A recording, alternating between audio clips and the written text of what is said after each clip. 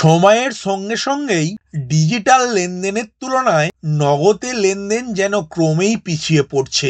এখন অধিকাংশই অনলাইনে সারেন যাবতীয় আর্থিক আদান প্রদান, কারণ এখন এক ক্লিকেই হয়ে যায় সবটা। কিন্তু যারা অনলাইনে লেনদেন করেন তাদের জন্য আসছে খারাপ খবর। 1 এপ্রিল থেকে বেশ কিছু নম্বরে আর কাজ করবে না ইউপিআই। ইতিমধ্যেই ন্যাশনাল পেমেন্টস কর্পোরেশন অফ ইন্ডিয়ার তরফে ব্যাংক এবং পেমেন্ট সার্ভিস প্রোভাইডারদের পরিষেবা বন্ধ করার নির্দেশ দেওয়া হয়েছে। কিন্তু বন্ধ হবে কোন কোন নাম্বারে ইউপিআই, সেই তালিকায় নেই তো আপনার নাম্বারটি। চলুন জেনে নেওয়া যাক আজকের আপডেটের মাধ্যমে। নমস্কার বন্ধু, আপনাদের সাথে আমি অনিমেষ। আপনারা এখন দেখছেন কুন্ডু টেলিকম ইউটিউব চ্যানেল। চলুন শুরু করা যাক আজকের আপডেটটি।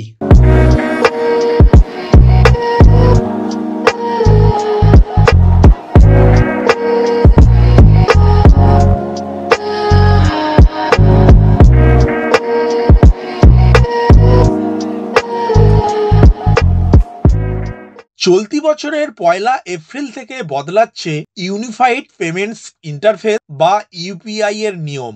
ইউনিফাইড পেমেন্ট ইন্টারফেস বা ইউপিআই পরিষেবাকে আরও বেশি স্বচ্ছ করতে চলতি বছরের 1 এপ্রিল থেকে দেশের প্রত্যেকটি ব্যাংক, লেনদেন পরিষেবা প্রদানকারী এবং থার্ড পার্টি অ্যাপ্লিকেশন প্রোভাইডাররা গ্রাহকদের মোবাইল নাম্বার আপডেট করার নির্দেশ দিয়েছে এনপিসিআই বা ন্যাশনাল পেমেন্টস কর্পোরেশন। যে মোবাইল নাম্বারগুলি ইউপিআই তে ব্যবহার হচ্ছে না বা বন্ধ করা হয়েছে সেইগুলিকে ছেঁটে ফেলতে বলেছে এনপিসিআই নামক কেন্দ্রীয় সংস্থা। ইতিমধ্যেই এই সংক্রান্ত একটি বিজ্ঞপ্তি জারি করেছে national payments corporation of India. অনলাইনে লেনদেনে গতি আনতে এই পদক্ষেপ বলে জানিয়েছে কেন্দ্র। গত বছরের 16 জুলাই ইউপিআই এর ব্যবহারকে আরও বেশি সহজলভ্য এবং গতিশীল করতে বৈঠক করেন স্টিয়ারিং কমিটির সদস্যরা। সেইখানেই ইউপিআই এর তালিকা আপডেট করার ব্যাপারে চূড়ান্ত সিদ্ধান্ত নেয় এনপিসিআই। পরে বিষয়টি নিয়ে পরিষেবা প্রদানকারী ব্যাংকগুলির সঙ্গে আলোচনা সারেন তারা। সেই মতো জারি করা হয়েছে এই সর্বশেষ নির্দেশিকা। বিজ্ঞপ্তিতে স্পষ্টভাবে বলা হয়েছে যে মোবাইল নাম্বারগুলি ইউপিআই অ্যাকাউন্ট থেকে গ্রাহকরা প্রত্যাহার করেছেন, ব্যাংক এবং লেনদেন পরিষেবা প্রদানকারীদের পেমেন্ট সার্ভিস প্রোভাইডার বা পিএসপি তার তালিকা সাপ্তাহিক ভিত্তিতে আপডেট করতে হবে। জানা গিয়েছে যে নাম্বারগুলি ইনঅ্যাক্টিভ, অর্থাৎ এমন বহু নাম্বার রয়েছে যা দীর্ঘদিন ধরে বন্ধ।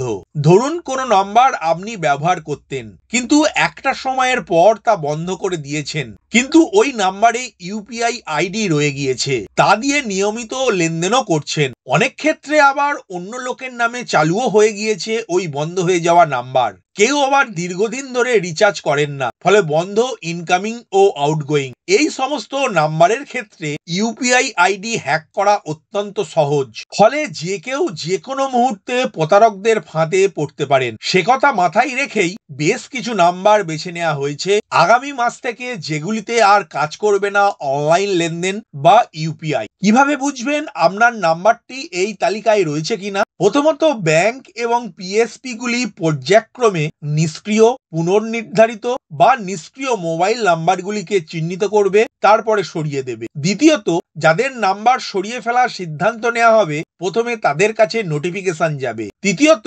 সতর্কবার্তা পাওয়ার পরও যদি ওই নাম্বার বন্ধই থাকে সেক্ষেত্রে সেই নাম্বারটি ইউপিআই থেকে বাদ দেওয়া হবে। চতুর্থত, তবে নির্ধারিত সময়সীমার আগে মোবাইল নাম্বার আপডেট অর্থাৎ রিচার্জ করে ইউপিআই আইডি সচল রাখতে পারেন ব্যবহারকারীরা। কিভাবে মোবাইল নাম্বার অ্যাক্টিভ রাখবেন? নিয়মিত ফোন ও মেসেজ করুন, তাহলেই অ্যাক্টিভ থাকবে নাম্বার। নজর রাখবেন ব্যাংকের মেসেজ পাচ্ছেন কিনা। যে নাম্বারটি ইউপিআই লিংক করা হয়েছে সেটি আপডেট করে নিন। চলতি বছরের 23 মার্চ জারি হওয়া সার্কুলারে এনপিসিআই বলেছে ব্যাংক, পিএসবি এবং থার্ড পার্টি অ্যাপ্লিকেশন প্রোভাইডাররা অব্যবহৃত মোবাইল নাম্বারগুলি ছেঁটে ফেলতে ইউপিআই তে ভুলের সম্ভাবনা কমবে। তাছাড়া কোনো গ্রাহক এই পরিষেবা নিয়মিতভাবে ব্যবহার করছেন সেটা পরিষ্কারভাবে বোঝা যাবে। সার্কুলারে আরো বলা হয়েছে ইউপিআই অ্যাপগুলিকে ইউপিআই নাম্বার সেটিং বা পোর্ট করার ক্ষেত্রে স্পষ্টভাবে অপ্ট আউট বিকল্প ব্যবহার করতে হবে।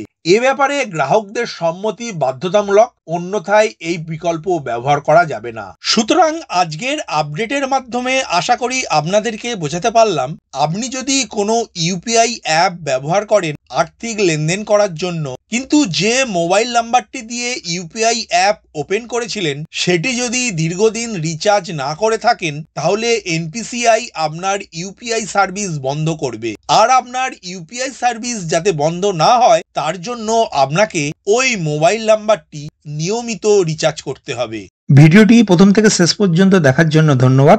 এই ইনফরমেটিভ আজকের আপডেটটি আপনার বন্ধু ও পরিচিতদের জানাতে বেশি বেশি করে শেয়ার করবেন, আর অবশ্যই কমেন্ট করবেন ভিডিও সম্বন্ধে আপনার কোনো ডাউট বা জিজ্ঞাসা থাকলে, এবং আপনার কোনো মতামত জানাবেন। ভালো থাকবেন, সুস্থ থাকবেন।